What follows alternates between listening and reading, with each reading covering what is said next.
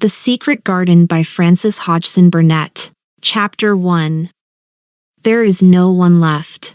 When Mary Lennox was sent to Misselthwaite Manor to live with her uncle, everybody said she was the most disagreeable-looking child ever seen. It was true, too. She had a little thin face and a little thin body, thin light hair and a sour expression. Her hair was yellow, and her face was yellow because she had been born in India and had always been ill in one way or another. Her father had held a position under the English government and had always been busy and ill himself, and her mother had been a great beauty who cared only to go to parties and amuse herself with gay people. She had not wanted a little girl at all, and when Mary was born she handed her over to the care of an ayah, who was made to understand that if she wished to please the Mem Sahib she must keep the child out of sight as much as possible. So when she was a sickly, fretful, ugly little baby, she was kept out of the way. And when she became a sickly, fretful, toddling thing, she was kept out of the way also. She never remembered seeing familiarly anything but the dark faces of her ayah and the other native servants, and as they always obeyed her and gave her her own way in everything, because the Mem Sahib would be angry if she was disturbed by her crying, by the time she was 6 years old she was as tyrannical and selfish a little pig as ever lived. The young English governess who came to teach her to read and write disliked her so much that she gave up her place in 3 months, and when other governesses came to try to fill it they always went away in a shorter time than the first one. So if Mary had not chosen to really want to know how to read books she would never have learned her letters at all. One frightfully hot morning, when she was about 9 years old, she awakened feeling very cross, and she became crosser still when she saw that the servant who stood by her bedside was not her ayah. "Why did you come?" she said to the strange woman. "I will not let you stay. Send my ayah to me." The woman looked frightened, but she only stammered that the ayah could not come. And when Mary threw herself into a passion and beat and kicked her, she looked only more frightened and repeated that it was not possible for the ayah to come to Missy Sahib. There was something mysterious in the air that morning. Nothing was done in its regular order and several of the native servants seemed missing, while those whom Mary saw slunk or hurried about with ashy and scared faces. But no one would tell her anything and her ayah did not come. She was actually left alone as the morning went on, and at last she wandered out into the garden and began to play by herself under a tree near the veranda. She pretended that she was making a flower bed, and she stuck big, scarlet hibiscus blossoms into little heaps of earth, all the time growing more and more angry and muttering to herself the things she would say and the names she would call Sadie when she returned. "Pig, pig. Daughter of pigs," she said, because to call a native a pig is the worst insult of all. She was grinding her teeth and saying this over and over again when she heard her mother come out on the veranda with someone. She was with a fair young man and they stood talking together in low, strange voices. Mary knew the fair young man who looked like a boy. She had heard that he was a very young officer who had just come from England. The child stared at him, but she stared most at her mother. She always did this when she had a chance to see her, because the Mem Sahib, Mary used to call her that oftener than anything else, was such a tall, slim, pretty person and wore such lovely clothes. Her hair was like curly silk and she had a delicate little nose which seemed to be disdaining things, and she had large laughing eyes. All her clothes were thin and floating, and Mary said they were full of lace. They looked fuller of lace than ever this morning, but her eyes were not laughing at all. They were large and scared and lifted imploringly to the fair boy officer's face. "Is it so very bad?" "Oh, is it?" Mary heard her say. "Awfully," the young man answered in a trembling voice. "Awfully, Mrs. Lennox. You ought to have gone to the hills 2 weeks ago." The Mem Sahib wrung her hands. "Oh, I know I ought," she cried. "I only stayed to go to that silly dinner party. What a fool I was."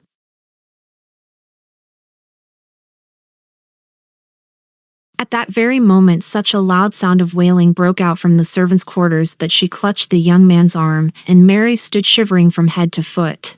The wailing grew wilder and wilder. "What is it? What is it?" Mrs. Lennox gasped. "Someone has died," answered the boy officer. "You did not say it had broken out among your servants." "I did not know," the Mem Sahib cried. Come with me, and she turned and ran into the house. After that, appalling things happened, and the mysteriousness of the morning was explained to Mary. The cholera had broken out in its most fatal form, and people were dying like flies. The ayah had been taken ill in the night, and it was because she had just died that the servants had wailed in the huts. Before the next day, 3 other servants were dead and others had run away in terror. There was panic on every side, and dying people in all the bungalows. During the confusion and bewilderment of the second day, Mary hid herself in the nursery and was forgotten by everyone. Nobody thought of her. Nobody wanted her, and strange things happened of which she knew nothing. Mary alternately cried and slept through the hours. She only knew that people were ill and that she heard mysterious and frightening sounds. Once she crept into the dining room and found it empty, though a partly finished meal was on the table and chairs and plates looked as if they had been hastily pushed back when the diners rose suddenly for some reason.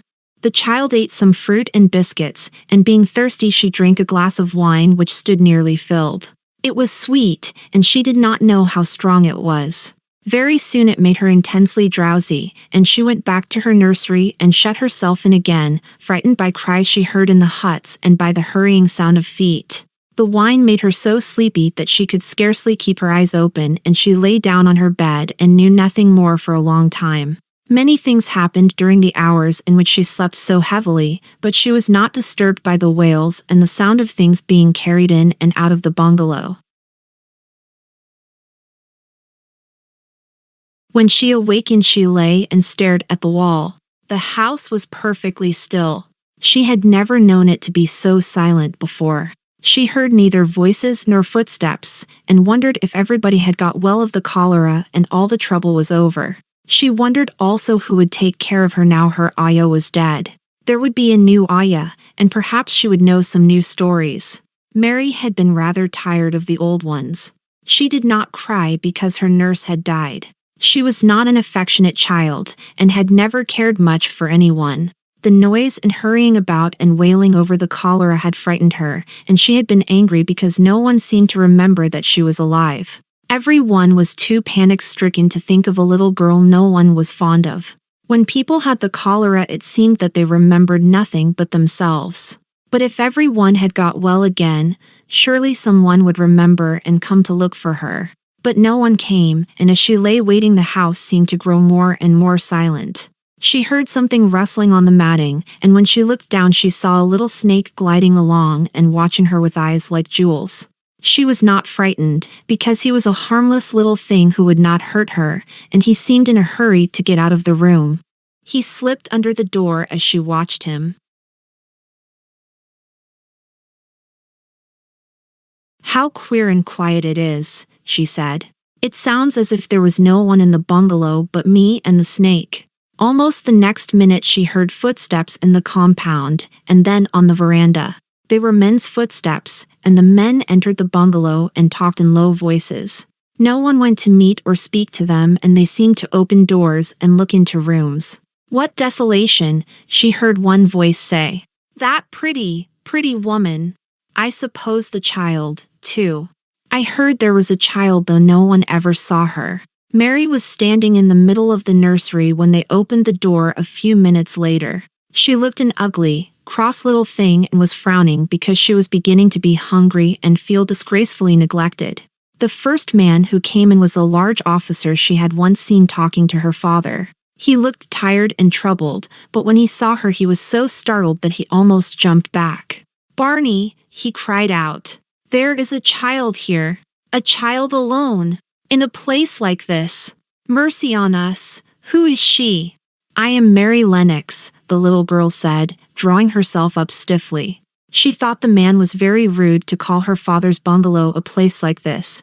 "I fell asleep when everyone had the cholera and I have only just wakened up. Why does nobody come?"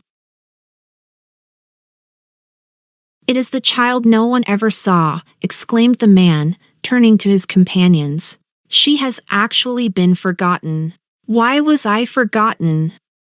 Mary said, stamping her foot. "Why does nobody come?" The young man, whose name was Barney, looked at her very sadly. Mary even thought she saw him wink his eyes as if to wink tears away. Poor little kid, he said. There is nobody left to come. It was in that strange and sudden way that Mary found out that she had neither father nor mother left, that they had died and been carried away in the night, and that the few native servants who had not died also had left the house as quickly as they could get out of it, none of them even remembering that there was a Missy Sahib. That was why the place was so quiet. It was true that there was no one in the bungalow but herself and the little rustling snake. This is the end of chapter 1. In this part we got to meet 9-year-old Mary Lennox. Her mom and dad, and many of her servants, including her nurse, Sadie, have all died from cholera, which is a really dreadful disease spread through unclean drinking water. It very well could be that the only reason Mary was the sole survivor in her house is because she was so isolated by her parents, and maybe also because of her personality. Now that the child is orphaned, what will become of her? Let's find out in Chapter 2, entitled Mistress Mary, Quite Contrary. And if you've enjoyed this audiobook, please leave a like and subscribe. Thanks for watching.